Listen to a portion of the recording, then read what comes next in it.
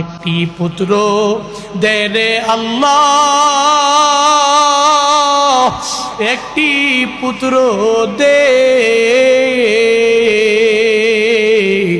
কামাই খাইবার আশা নাই রে, আমায় মাটি দিবকে।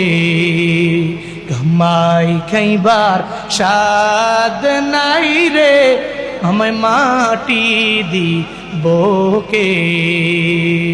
সন্তান আমার লাগবে, ওই সন্তান কামাই খাওয়ার জন্য আমার প্রয়োজন নাই, বরং আমায় মাটি দেওয়ার জন্য তো আমার একজন ছেলে লাগবে। 12 বছর হয়ে গেল একটা সন্তানের জন্য পাগল হয়ে গেল।